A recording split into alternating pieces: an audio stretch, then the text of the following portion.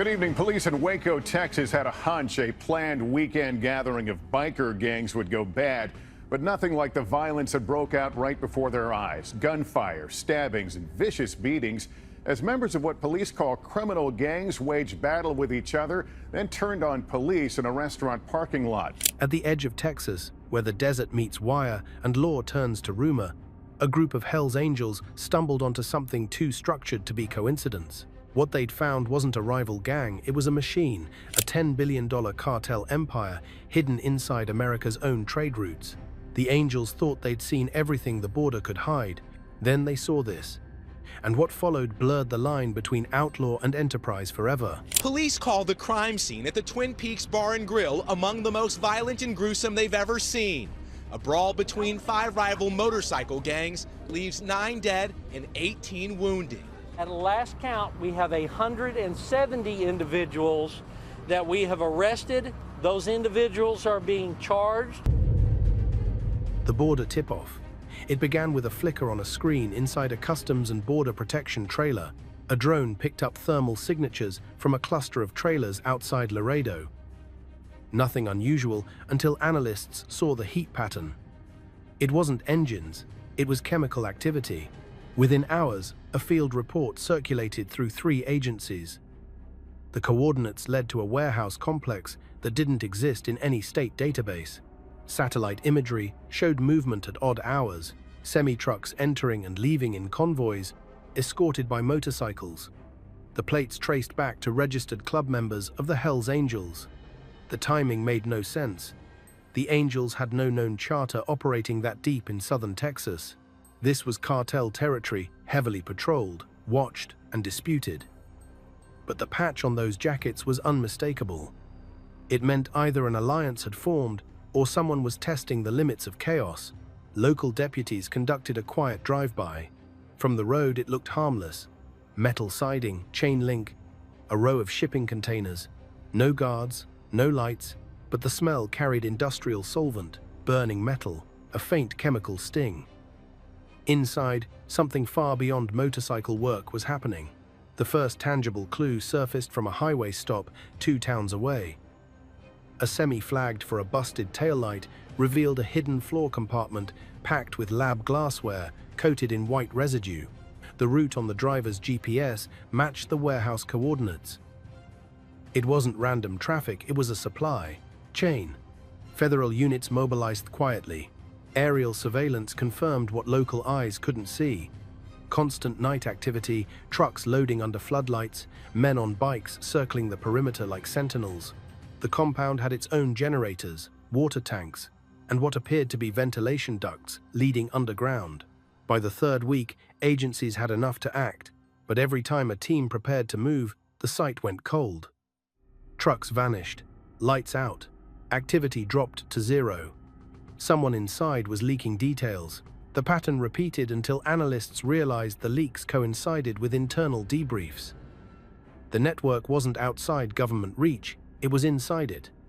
When the raid finally came, there was nothing left to seize. Empty drums, burn marks, traces of precursor chemicals, and tire grooves leading south.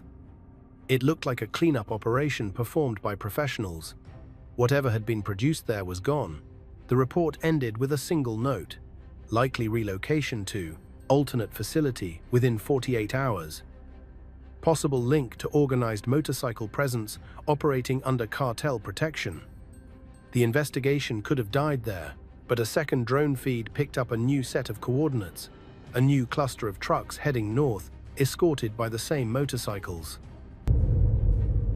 The Angels in Texas.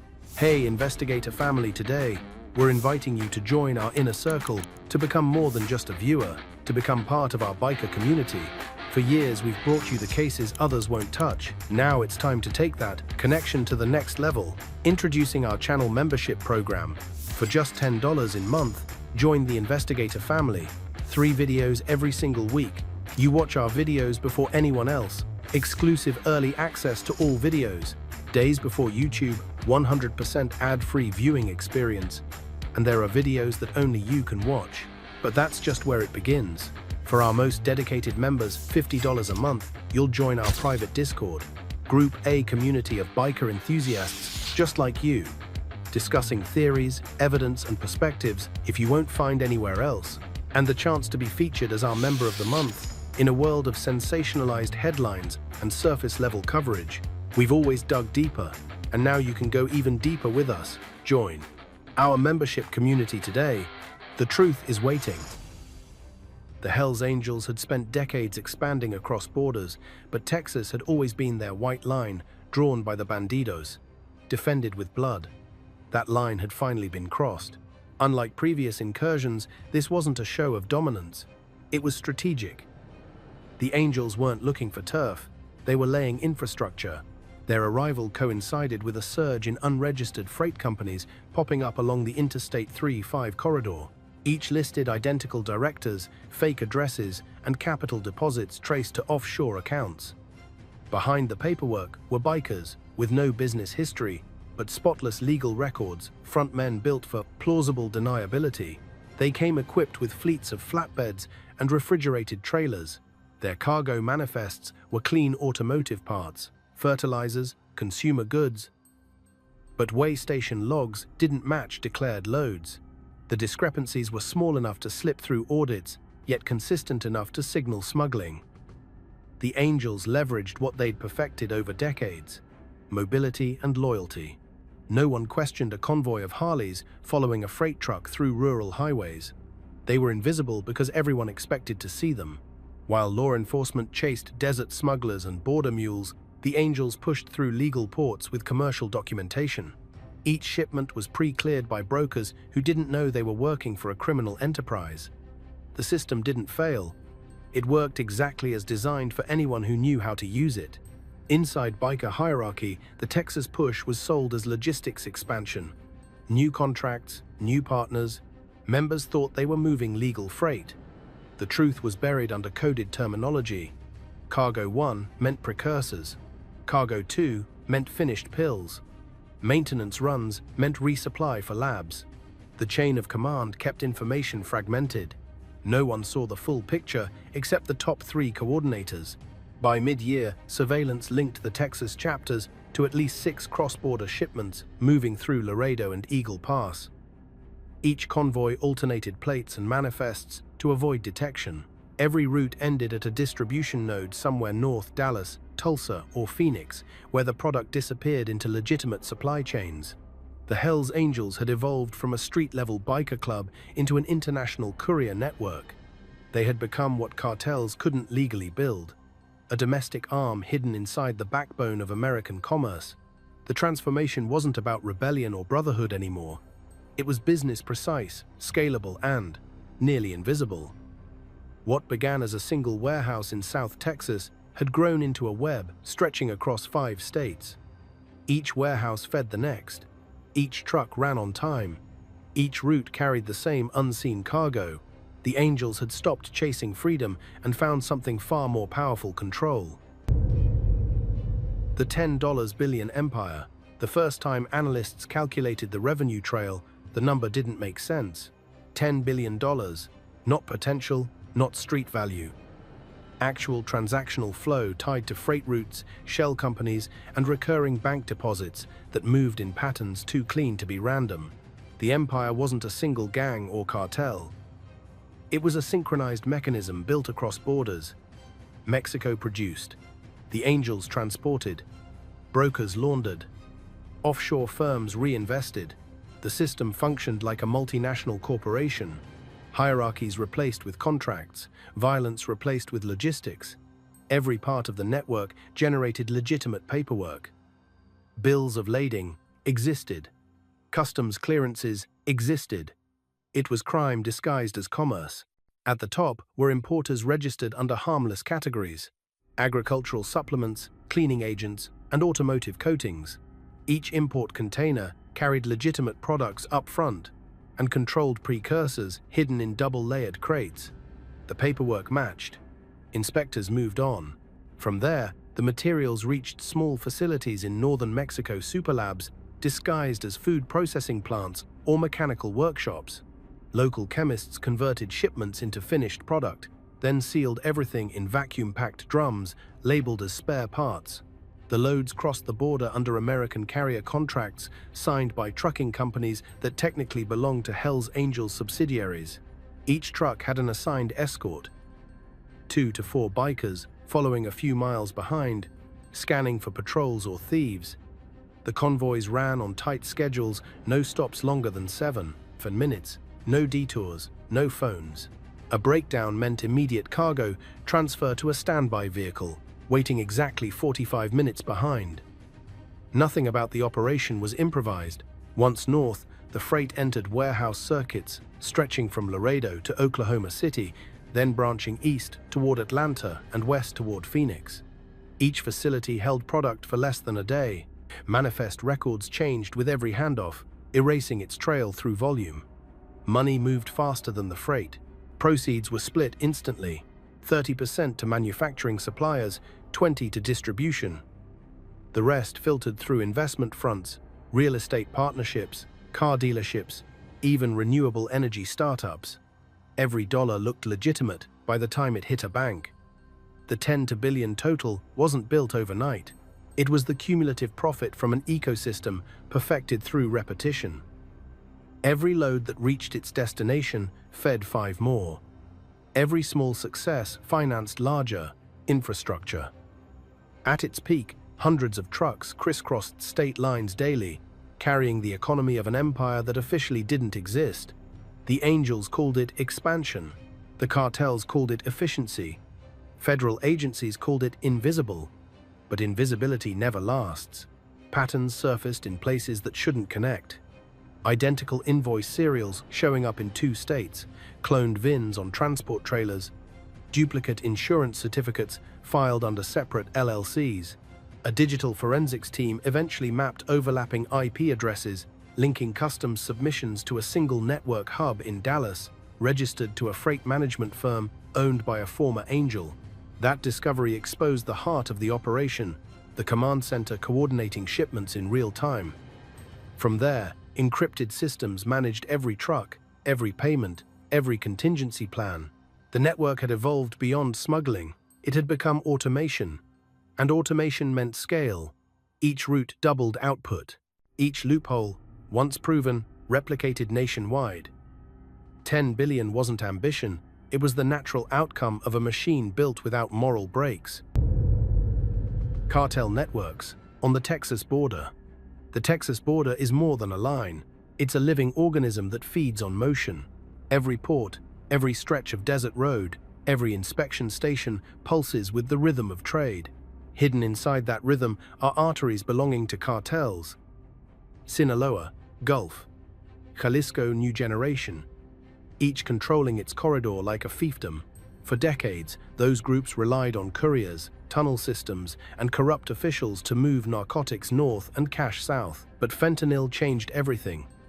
Its compact power collapsed the supply chain. A single kilogram could poison a city. What cartels needed now wasn't secrecy. It was speed and consistency. That demand brought the Angels into the picture.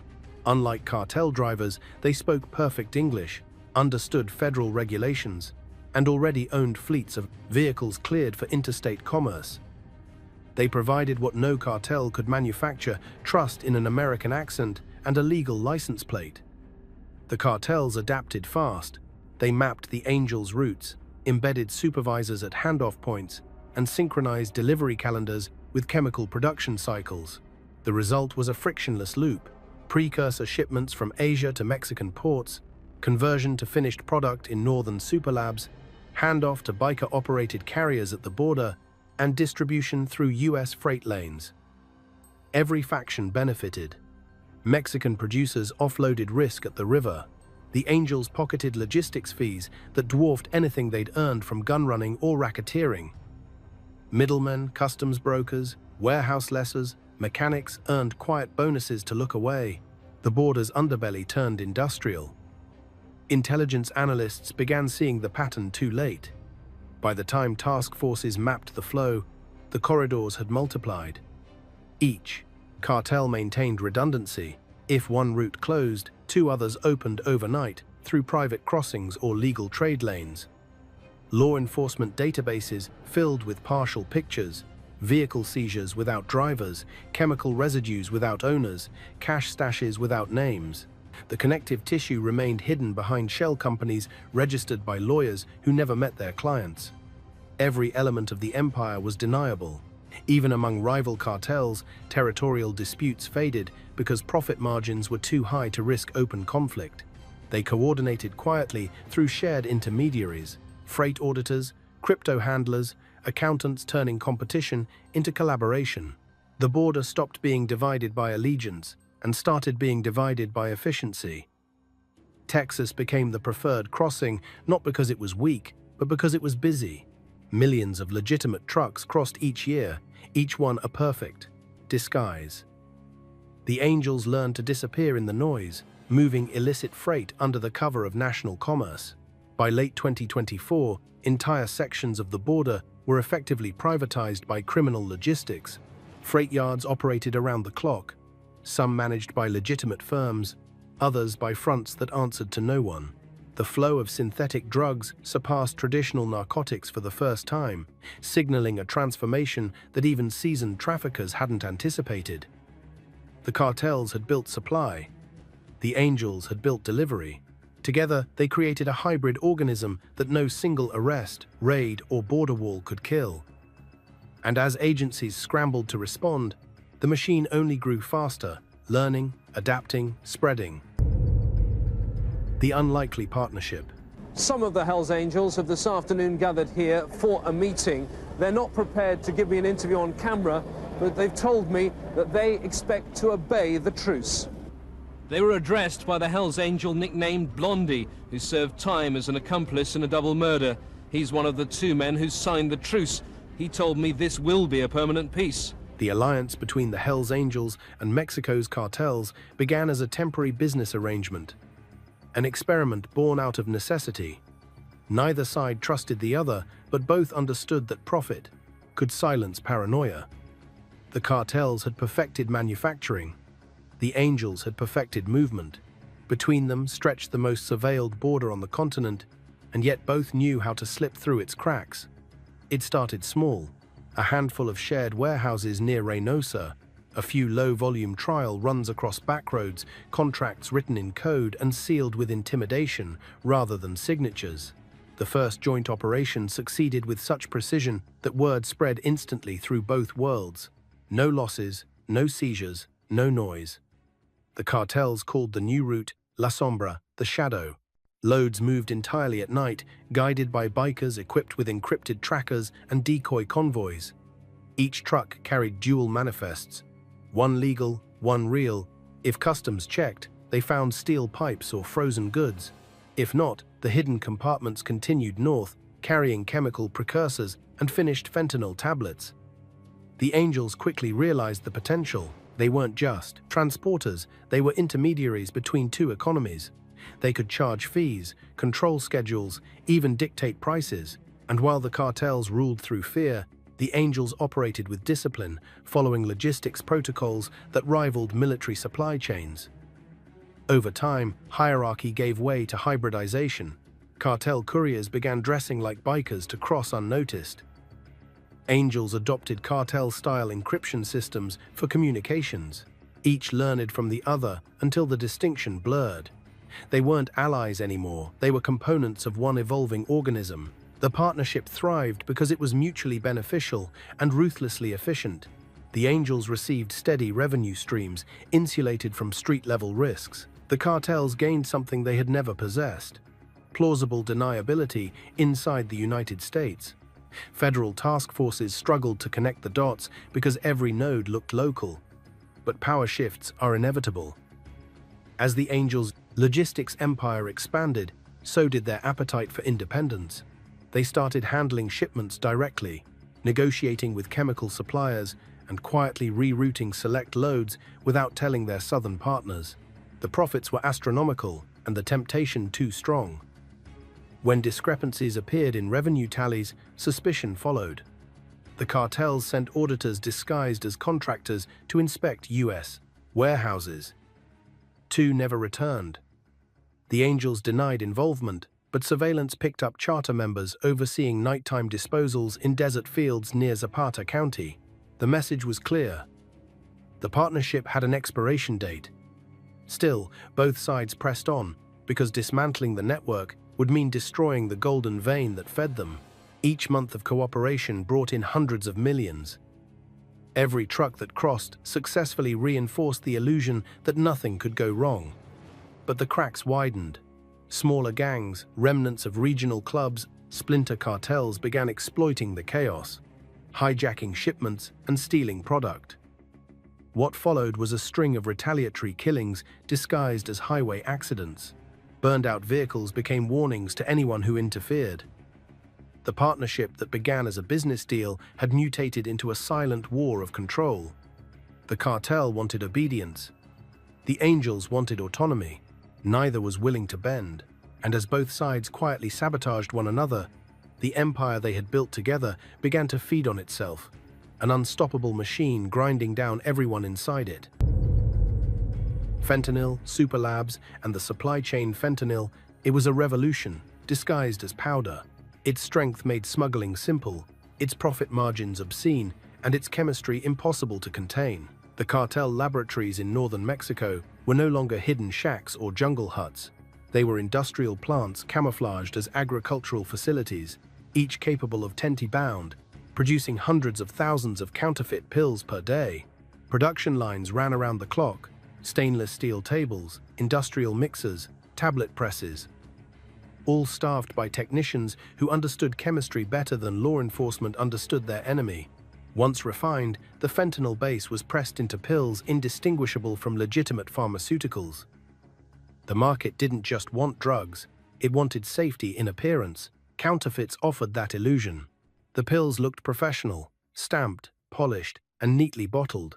Only chemical analysis revealed their potency doses hundreds of times stronger than morphine. The distribution system feeding these pills into the United States was a logistical marvel. It operated with layers of redundancy, secrecy, and automation. The Hells Angels managed the northbound movement using the same methods that had once made them legends of endurance riding: coordination, timing, and absolute control over their own roads. Convoys of semi-trucks rolled through the night, some escorted by bikers, others running silent with GPS trackers. Each truck contained dual cargo, legitimate goods above, death beneath. Barrels labeled as industrial lubricants concealed vacuum-sealed fentanyl pills. Containers of powdered cement masked precursor residue. Every truck that crossed without inspection meant millions gained. The routes varied constantly. One week, shipments passed through Eagle Pass under the guise of frozen seafood. The next, they moved through El Paso, labeled as mechanical parts. The speed of adaptation kept law enforcement reactive, never predictive. The scale was staggering. By mid-2024, analysts estimated that nearly 60% of all fentanyl entering the United States was tied, directly or indirectly, to logistics chains operated or influenced by the Hells Angels network. What began as partnership had evolved into domination. The cartels still controlled manufacturing, but they were losing grip on distribution. The Angels' infrastructure inside the US gave them leverage that Mexico couldn't match. They controlled warehouses, trucking firms, and the last mile of delivery. It wasn't about selling drugs anymore. It was about owning the path drugs traveled on. The superlabs kept growing, feeding an insatiable market. When one shut down, another rose within days, using the same machinery and even the same workers. Each was protected by layers of corruption and armed security. Chemicals arrived from Asia, disguised as cleaning solvents, filtered through legitimate shipping companies, and processed within 48 hours. By the time law enforcement traced a single batch, it had already been reproduced 1,000 times over. Each variant slightly altered its chemical fingerprint, making identification almost meaningless. The DEA could seize shipments by the ton, but statistically, it made no difference. Supply exceeded interception by orders of magnitude. Inside the Angels network, the trade was treated like a military campaign. A driver who missed a checkpoint by more than 10 minutes was flagged for replacement. Each convoy had backup vehicles, alternate drop points, and coded communication channels that changed weekly. From afar, it looked like chaos. Up close, it was precision, a mechanical rhythm running beneath the illusion of disorder. And while governments debated policies, the product kept moving. Trucks rolled, money flowed, and the invisible empire expanded further into the heart of America. The cartel's poison had found its perfect courier, and the Hells Angels had found their billion-dollar evolution. The raid, confrontation. The strike unfolded before dawn. No warning, no noise until the first rotor blades cut through the desert air. For months, surveillance teams had pieced together data from phone pings, bank transfers, and satellite imagery, all pointing to a warehouse complex near Zapata County, one of dozens suspected of funneling fentanyl shipments into the U.S. network. The operation's precision left no room for error. Every agency involved wanted a headline. Every officer knew the cost if it went wrong. At 4:12 a.m., tactical units rolled into position. The compound looked unremarkable. Corrugated steel walls, half-buried containers, and the faint smell of fuel. But behind those walls ran a 24-hour system forklifts, pill presses, barrels of chemical residue, and a logistics hub tied to more than 100 trucks across the state. The Hells Angels had fortified it without drawing attention. Motion sensors lined the fence. Cameras streamed to a cloud network routed through servers in Nevada. The first breach was surgical. Explosive charges ripped the side gate open in less than 3 seconds. Floodlights snapped on, painting the night in white glare. Men scattered between trucks, trying to escape or destroy evidence. Engines roared, tires screeched, but there was nowhere to go. Agents stormed the compound, shouting over each other as smoke rolled through the yard. Shots followed, not wild, but measured bursts from rifles that didn't belong to amateurs. Within minutes, one of the semi-trucks caught fire.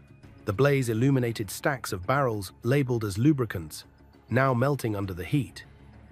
Inside, the labels peeled back, revealing chemical codes linked to precursor compounds used in fentanyl synthesis.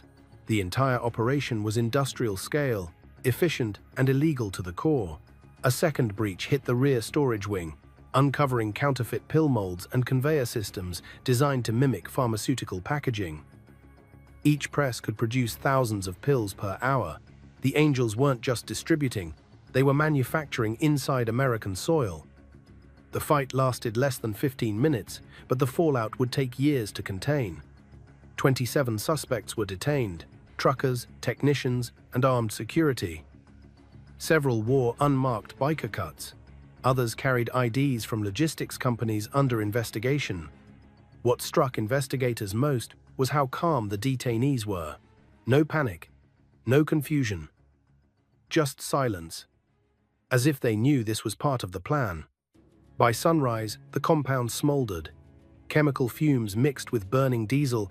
Agents collected evidence by the ton ledgers, hard drives, counterfeit labels, but half the data had already been wiped remotely. Someone had pulled the plug before the breach, erasing key financial records. Hours later, while the media replayed the footage of helicopters and explosions, intelligence units traced an encrypted data burst sent moments before the raid. It originated from inside the task force network. A leak again. The Angels had been warned. What agents found was the shell of an operation already shifting elsewhere. The raid exposed their existence, but failed to cripple them. Within days, chatter emerged on cartel channels. Retaliation was imminent. The narrative flipped overnight, each side blaming the other, each convinced of betrayal. The partnership that once fueled a $10 billion empire had just collapsed under its own paranoia. The border wasn't calm anymore. It was preparing for war.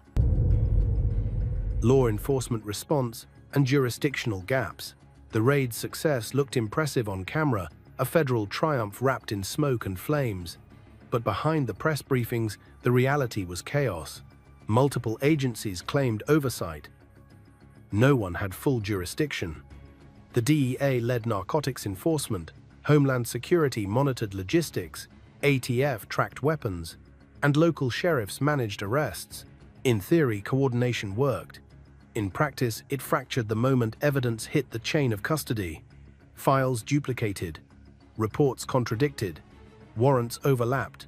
The same suspects appeared in 3 different databases under 3 case numbers. When investigators tried to align timelines, they discovered that each agency had been tracking the same operation independently, unaware that their targets were identical. The result was bureaucratic fog, a perfect shield for the criminals still at large. The legal system stumbled next. State prosecutors argued for local authority since the seizures occurred within county lines. Federal courts demanded extradition for interstate crimes. Trials delayed, evidence misplaced. Detainees released under technicalities. The raid had delivered optics, not resolution. Meanwhile, retaliation began creeping north. Within a week of the operation, 2 freight depots affiliated with Angel-linked companies caught fire. Arson investigators confirmed accelerants consistent with fuel-grade mixtures used in Mexican sabotage operations. Days later, border officers intercepted a van loaded with explosives headed toward a rival cartel's safe house. Both sides were striking not against law enforcement, but against each other.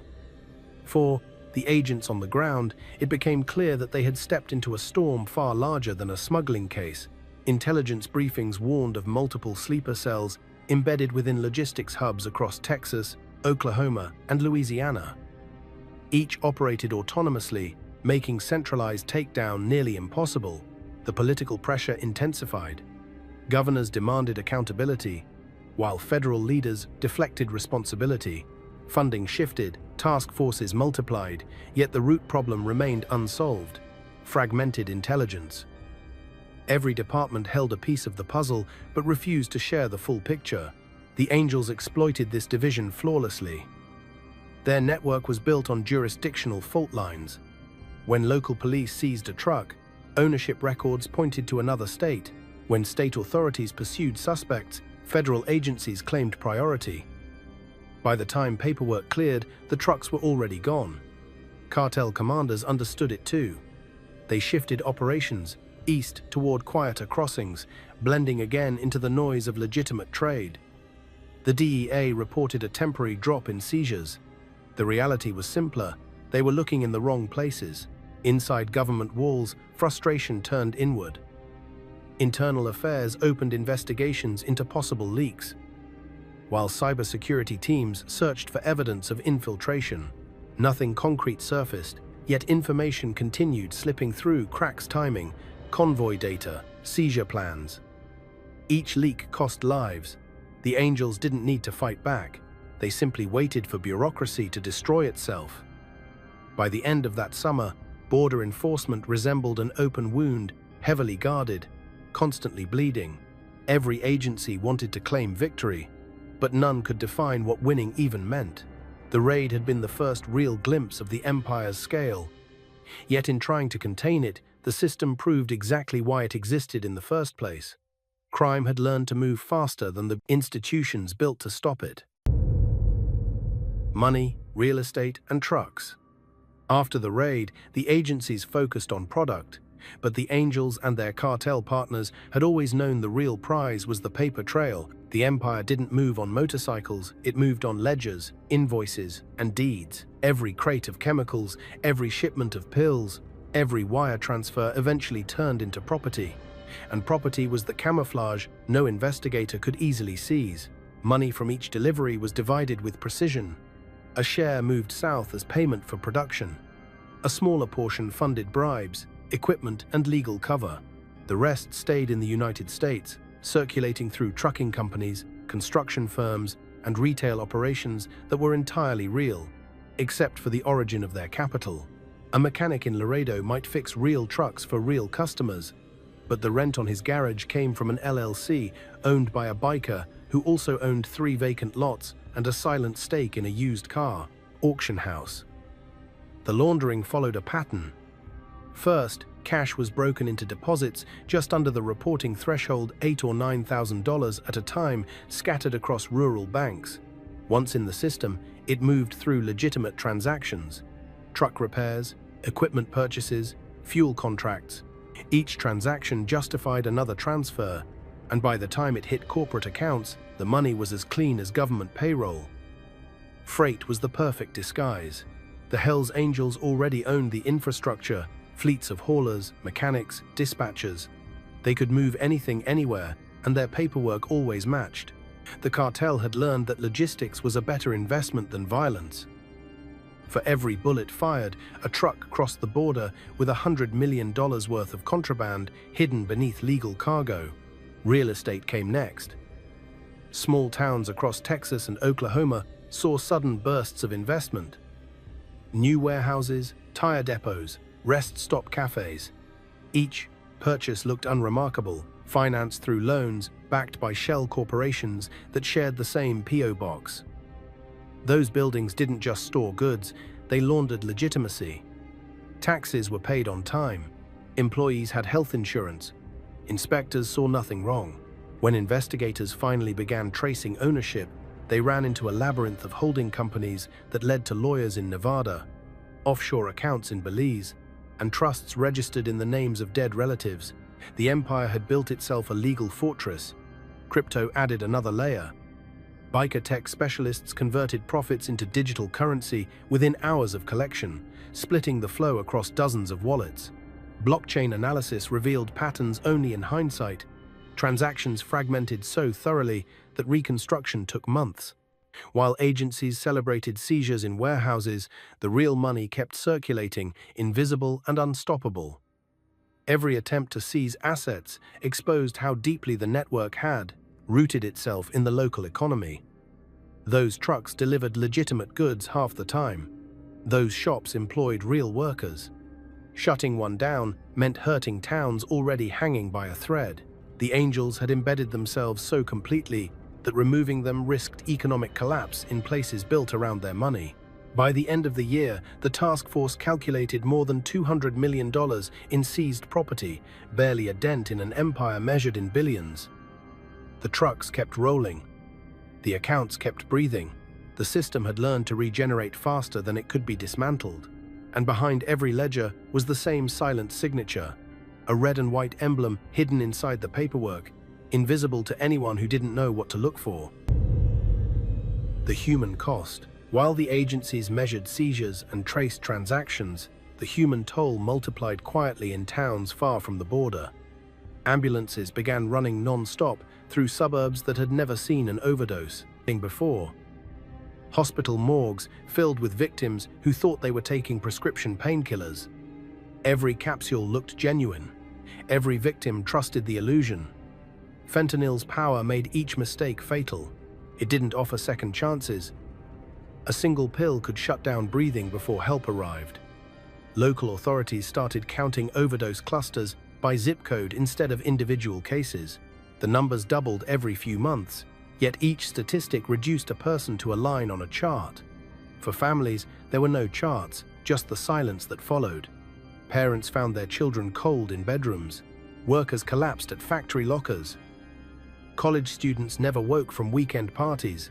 The poison that had begun as a business decision between bikers and chemists now flowed through neighborhoods that had never imagined they were part of a war. Couriers carried part of the cost too. Many were low-ranking angels or freelancers hired to drive one route for fast cash. Some never returned. When shipments went missing, bodies appeared along highways with tires burned and IDs stripped away. Local police called them accidents, but the precision said otherwise. The message was clear. Mistakes were not forgiven. Addiction began feeding recruitment. Towns ravaged by unemployment saw the Angels as employers rather than criminals. They offered cash for driving, for warehousing, for staying quiet. People who had lost everything to fentanyl started earning from the same trade that destroyed them. The cycle reinforced itself. Users became workers. Workers became loyalists. Medical responders faced an epidemic they couldn't outpace. Naloxone revived some victims, but the next batch was stronger. Dealers no longer knew the potency of what they sold. Every shipment mixed concentrations differently, creating unpredictability so extreme that even seasoned addicts died instantly. Meanwhile, law enforcement officers carried another burden. Every bust came with retaliation. Family members were threatened, addresses leaked online, tires slashed, pets killed. The cartels fought with silence, the angels fought with reach. Fear became as common as cash. Communities tried to resist town meetings, awareness campaigns, treatment programs. Fentanyl spread faster than understanding. By the time a county realized its crisis, the suppliers had already moved 10 counties away. The human cost wasn't confined to overdoses or violence. It was trust. Dissolved grain by grain. Neighbors stopped helping each other. Families locked their doors. Teachers kept emergency doses of antidote next to attendance sheets. Small towns that once prided themselves on community now lived under constant suspicion. The Hells Angels and the cartels had built their empire on speed and logistics. But what sustained it was despair. Every victim was a customer, every mourner a potential recruit, every headline another advertisement for the unstoppable machine behind it all. By the time the government declared the border under control, the damage had already seeped into the heartland. It was no longer a Texas story. It was a national inheritance paid for in bodies, buried under statistics. Inside voices. When the dust from the raid settled and the border quieted just enough for reporters to lose interest, the people who had lived inside the empire began to surface, not as witnesses seeking redemption, but as survivors of an ecosystem that devoured its own. Their stories, filtered through investigators and court records, outlined the anatomy of control. Beneath the image of chrome and leather was structure as rigid as any military. Every charter had its job: transport, communications, finance. Each trucker operated on a clock, synchronized to GPS signals from hidden servers. If a convoy missed a checkpoint, a replacement unit rolled before law enforcement even noticed. Drivers didn't know what they carried, and accountants didn't know who they worked for. Compartmentalization kept loyalty irrelevant. Obedience was enough. Members described an unspoken hierarchy where loyalty bought safety, not respect. Promotions came through productivity, not seniority. Moving freight efficiently mattered more than wearing colors proudly. The club had mutated into a corporation disguised as rebellion. The same transformation happened south of the border. Cartel operatives, once enforcers armed with rifles, now studied spreadsheets and supply forecasts. Their weapons were fuel contracts and customs clearances. Each had quotas to meet, penalties to avoid, and profit targets that determined survival. Violence became a management tool, not a habit. From inside these networks came glimpses of a truth larger than either side admitted. The angels believed they were using the cartels. The cartels believed they were using the angels. Both were wrong. The system had evolved past ownership. It ran on momentum, now driven by money too vast to trace and fear too deep to challenge. Investigators found evidence of burnout within the network itself. Drivers vanishing mid-route, accountants fleeing overseas, middle managers falsifying shipments just to slow production. Everyone inside felt the machine turning faster than they could keep up. The pressure to move product never stopped. Demand didn't allow rest. By the time agencies started interviewing former participants, most were shadows of themselves. Some spoke of guilt, others of survival. What united them was exhaustion. A recognition that once you entered the logistics chain, you stopped being human. You became a function. Every story pointed to the same conclusion. The empire had no leader. It didn't need one. The Hells Angels, the cartels, the brokers, the politicians, they were all pieces of a design that sustained itself. Remove one. Another appeared. Arrest 100. 1,000 remained. Inside voices confirmed what statistics had already implied. A border wasn't a place anymore.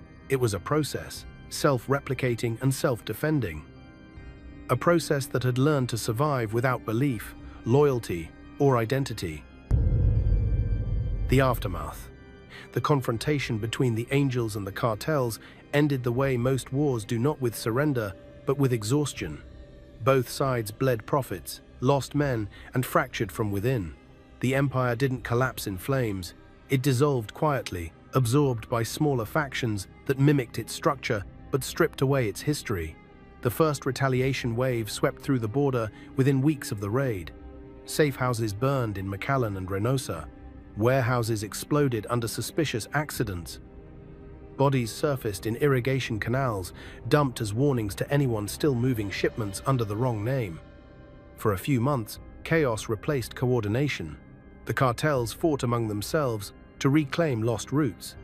The Angels hunted leaks and informants. Convoys vanished mid-transport, stolen or destroyed by rivals. Each attack erased more evidence of the original network. The violence became its own form of data deletion. But the machine didn't stop. It just changed operators. Logistics firms, once run by bikers, were sold to new management. Cartel affiliates signed silent agreements with independent haulers. Former Angels rebranded as consultants, offering supply optimization to legitimate businesses. The logos disappeared, but the structure lived on. Law enforcement declared victory in press briefings, citing record seizures and arrests. Behind the podium, agents privately admitted the truth. They had disrupted the visible layers, not the foundation. The pipeline had too many entry points, too many partners, too many motives. For communities along the border, life returned to something resembling normal. Warehouses reopened under new names. The same trucks rolled through, cleaner now, but carrying the same promise of profit. Locals didn't ask questions they needed.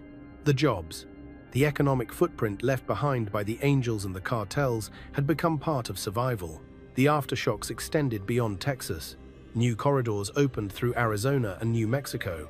Small biker crews filled the vacuum, forming temporary alliances with regional traffickers. None reached the scale of the original empire, but all borrowed its blueprint: decentralization, logistics precision, financial camouflage. What had begun as a criminal conspiracy ended as a template for modern trade. The Angels had proven that any system could be infiltrated, any bureaucracy exploited, any economy weaponized. The cartels learned the same lesson and refined it further. By the following year, intelligence analysts warned of a new phenomenon: micro-networks operating independently, yet synchronized by the same principles that once defined the Texas operation. No central command, no signature violence, just endless motion. The war between the bikers and the cartels was over, but its legacy remained alive in every truck that crossed the border unnoticed, every business that prospered too quickly, every overdose that never made the evening news. The border had adapted. So had crime. The bigger picture. By the time the dust cleared, it was obvious that Texas had only been the testing ground. The empire that merged outlaw bikers and cartel logistics had revealed something more dangerous than drug routes. It had shown how organized crime could operate like a global corporation inside the framework of legitimate capitalism. Across North America, echoes of the same structure began surfacing. In Canada, smaller motorcycle clubs started handling distribution for synthetic pills sourced from Mexico, using the same encrypted routing methods pioneered by the Angels. In Europe, law enforcement intercepted shipments of chemicals tied to companies once registered in Texas. Bank transactions that originated in Laredo were reappearing in accounts in Rotterdam and Hamburg, the money laundered through shipping consortia that no longer existed on paper. Traditional organized crime had evolved. The mafia's street-level extortion was obsolete. The old cartel hierarchy, kingpins, lieutenants, soldiers, had splintered into what analysts called distributed trafficking ecosystems. Each unit handled a single link in the chain, insulated from all others, but synchronized through data, timing, and money. The result was indestructible efficiency. The Angels had been the bridge between chaos and order, the missing component that allowed organized crime to mimic legitimate business logistics. They introduced discipline, documentation, and predictability. What began as outlaw rebellion ended as managerial science applied to narcotics. The cartels adapted immediately. They replicated the Angels' operational models using local proxy groups across borders, transport syndicates in Central America, brokers in Canada, and supply facilitators embedded in Americancation. Freight corridors. By removing personality and replacing it with process, the underworld achieved what corporations spend decades perfecting: sustainable scalability. Governments weren't prepared for crime that operated without faces. Arresting traffickers made headlines, but it didn't slow the system. The machinery was self-healing. When one driver disappeared, another logged in. When one LLC shut down, another registered online within minutes. It wasn't an organization anymore. It was an algorithm. The larger picture was clear. The border had become irrelevant. Geography didn't define the battlefield. Connectivity did. The same servers managing freight in Texas could coordinate shipments across the Atlantic. Crypto wallets erased physical distance. Every new regulation introduced by the government created new loopholes to exploit. Every layer of bureaucracy added a layer of invisibility for those who understood how to weaponize it. The Angels were no longer just a motorcycle club. They were the prototype of a new criminal era. Their failure in Texas wasn't an ending, it was a manual. A lesson written in logistics, adopted by the very forces that replaced them. The border didn't stop the trade, it only redirected it. The empire they built had fractured, but its design survived, copied, automated, and multiplied across continents. In the bigger picture, the Texas confrontation wasn't just a crime story. It was a mirror reflecting how civilization itself had made trafficking inevitable. The tools that made commerce efficient, speed, connectivity, deregulation, had also made criminal economies unstoppable. Policy and the future of the border. After Texas, Washington scrambled for answers. Committees formed, task forces expanded, and statements flooded the news cycles, each one promising tighter control. But control wasn't the issue. The problem was design. The border was built for a world that no longer existed. It functioned like a checkpoint, not an ecosystem. Every inspection, every line of paperwork, every enforcement agency operated as if it were still the 20th century, a time when criminals smuggled goods across lines rather than weaving them through trade itself. The Angels and their partners had exposed the flaw, a border policed by geography, but breached by process. Reform started with visibility. Analysts pushed for unified databases linking federal, state, and private sector logistics systems. Freight tracking went digital. Customs adopted AI screening for cargo inconsistencies. Banks faced new anti-laundering rules demanding real-time reporting of unusual deposits. It was progress on paper. In reality, the changes were slow, and the traffickers were faster. Policymakers faced a dilemma. Every new regulation strained legitimate business, while the criminals adapted instantly. The border wasn't just porous to drugs, it was porous to bureaucracy. Each layer of red tape created intermediaries, contractors, and loopholes ripe for exploitation. To close them required collaboration that governments rarely achieved. Intelligence agencies shared little, jurisdictions clashed, international cooperation depended on politics. And while authorities argued over definitions, the flow of product continued, uninterrupted, and largely unseen. The lesson became hard to ignore. Stopping crime at the border was impossible without fixing what lay beyond it. Local economies depended on trade volume that traffickers exploited. The same trucks carrying fentanyl also carried the region's lifeblood: produce, fuel, manufactured goods. Shutting down routes would cripple communities as surely as the drugs did. The only viable defense was integration, not walls, but information. Real-time data sharing across agencies, cross-border transparency between governments, financial monitoring that treated every dollar as traceable code rather than paper. A digital border, not a physical one, but it required trust, and trust was the one currency none of the institutions involved possessed anymore. The future of the border hinged on something uncomfortable, acknowledging that enforcement alone could never win. As long as the economics remained unbalanced, someone would always rebuild the next version of the empire. In response, new initiatives emerged quietly. Specialized logistics audits, blockchain traceability for supply chains, partnerships between tech firms and border authorities. None promised miracles, but all pointed to a shift from reaction to anticipation. The Hells Angels empire had forced a reckoning. The border could no longer be treated as a line on a map. It had to be treated as a living circuit, one that demanded constant calibration. Whether governments learned fast enough was uncertain. What wasn't uncertain was this: the Texas story had proven that modern crime didn't need guns to conquer nations. It only needed paperwork, patience, and perfect timing. And on that front, it was still winning.